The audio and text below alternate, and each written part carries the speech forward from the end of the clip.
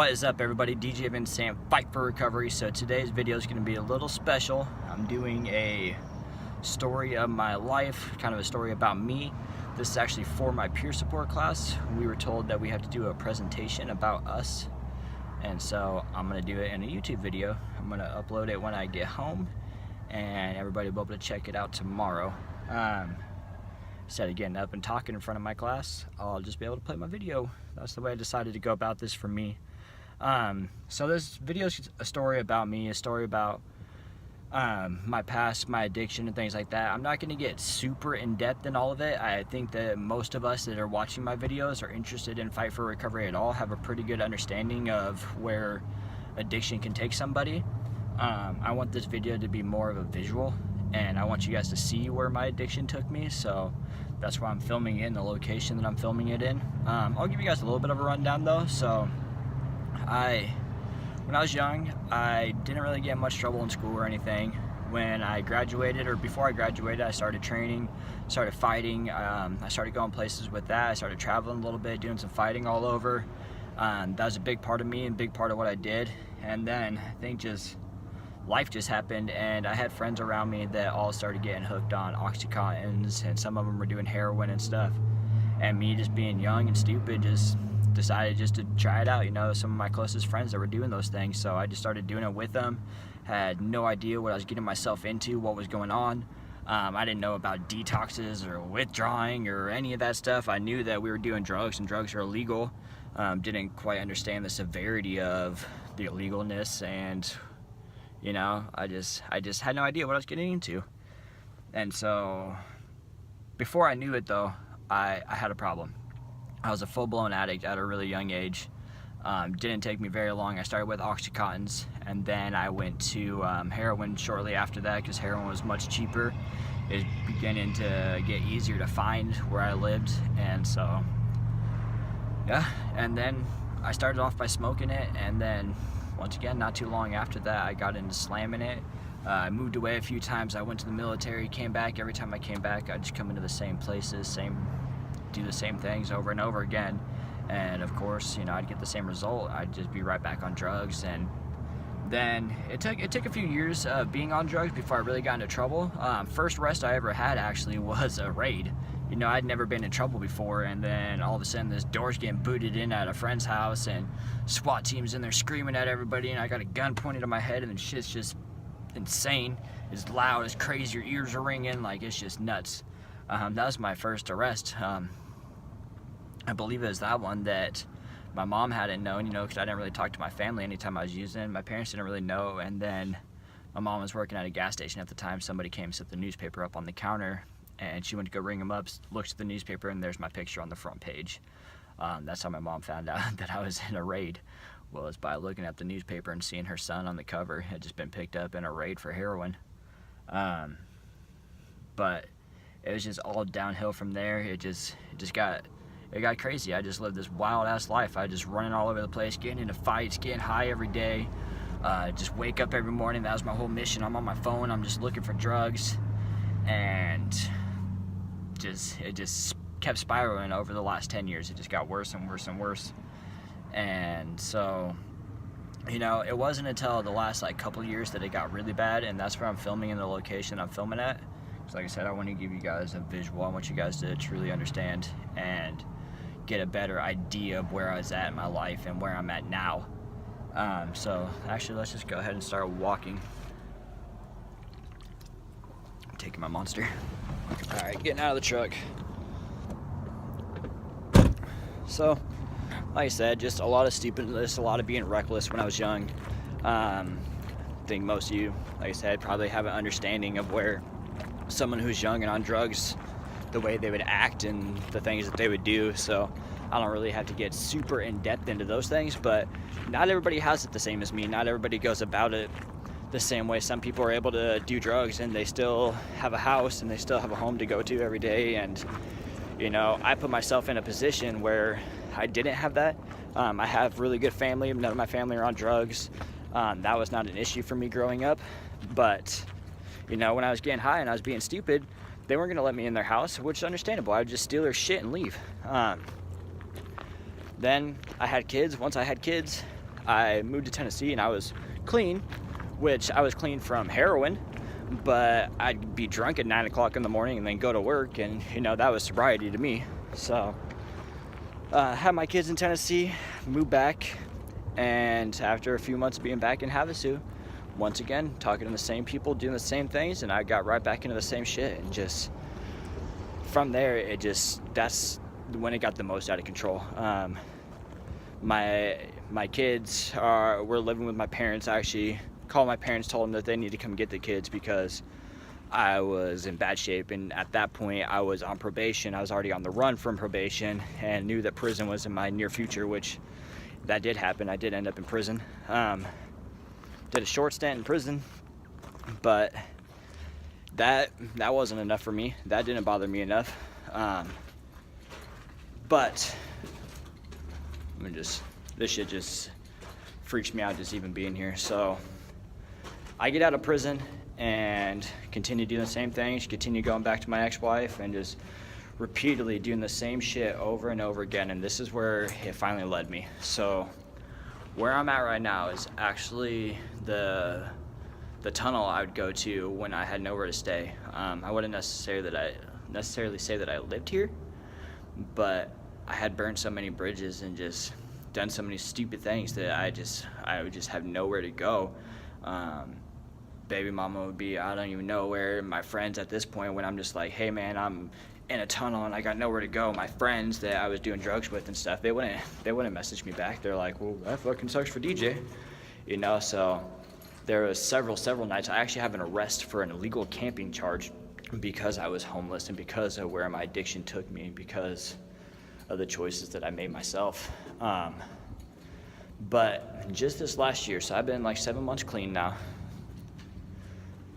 Just this last year is when things definitely took a turn for the worse, but also for the best.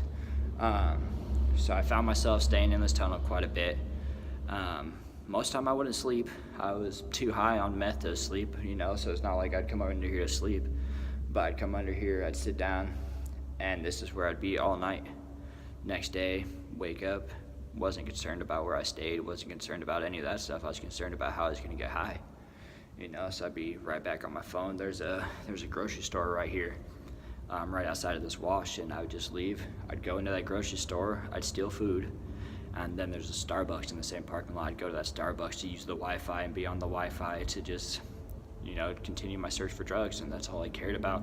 So I could focus on. My kids were with my parents at this point. Baby mama's out of nowhere. My life has just spiraled to this ultimate low, and I didn't know what to do. I was at a complete loss, and like I said, the drugs had just taken over, and that's all I could think about. That's all I could focus on. I was here. This was my home. This was my go-to. This was, I wouldn't be worried about trying to get clean. I would just, at this point in my life, when I was down here, when I was at this point, it was just an ultimate low for me. And in my peer support class, we talk about hopelessness and how addicts feel hopelessness, and this is definitely where I felt most hopeless. I welcomed death at this point. I wasn't scared of overdosing. I wasn't scared of going out there and doing something stupid and something happening to me. I didn't care. I wanted to die at this point, because when this is what you have, the clothes that you're wearing, and this is what you go home to. That's why I talk about my goals and gratitudes. I'm happy that I was able to turn on water today and brush my teeth or do my hair, because I brought myself to the point where I didn't have any of that shit. I had nothing. I had literally the clothes I had on, some damn paraphernalia on me, and that was it. Some phone that I got from who knows where that only worked on Wi-Fi, so I had to be in somewhere with Wi-Fi to use it. So it was actually the last time I had been in this tunnel, last time I stayed here. I left here. I went to someone's house that's just kind of nearby. I was walking distance. I walked over there. They had some heroin. I got high with them, and noticed within a few hours of me getting high that something was really wrong. I was really sick. I was throwing up uncontrollably, and I couldn't get up. I couldn't move. It goes into the next day. I still couldn't move. I still couldn't get up, and I wasn't even trying to get high at that point. You know, I was so sick, I literally could not move, and I couldn't even worry about getting drugs. I couldn't even keep my eyes open long enough to focus on that. Finally gets to the point where I get a hold of my parents. I'm like, something's like seriously wrong with you. I need to get the fuck to the hospital because I feel like I'm gonna die. They drop me off at the emergency room. I go in thinking it's just, you know, just me mistreating my body, me just not doing something, and come to find out I have a bacteria infection. I have sepsis. Bacteria is growing in my blood, and that's what was making me so sick, and that's from being an IV user. And I think this is where the kind of turning point, not necessarily when I got there, but the turning point for me was definitely just this whole last year or so. I leave this tunnel, go get high, get really sick, end up in the hospital. I'm in the hospital for a week. Doctor comes in one day and tells me, you know, this is life-threatening. This is no joke. So on top of your addiction, and on top, because I was honest with the doctors, I told them what was going on. They're like, on top of you doing such a dangerous drug that you can overdose on, this infection that you have can take your life. And I remember at that point, just one little tear came down my face, and that was it. Because I wasn't really scared. I wasn't really too worried at that point. I was okay with it.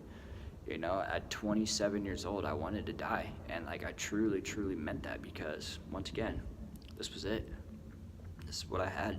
This is where I put myself. This is where addiction took me. This is where fucking heroin took me.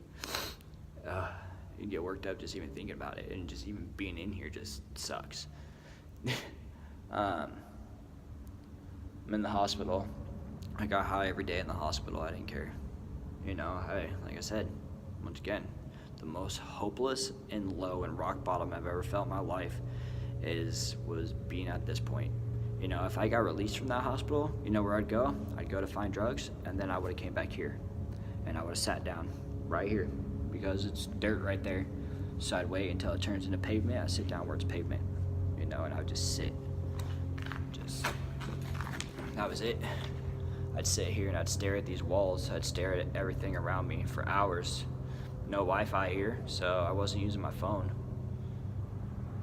And that'd be it.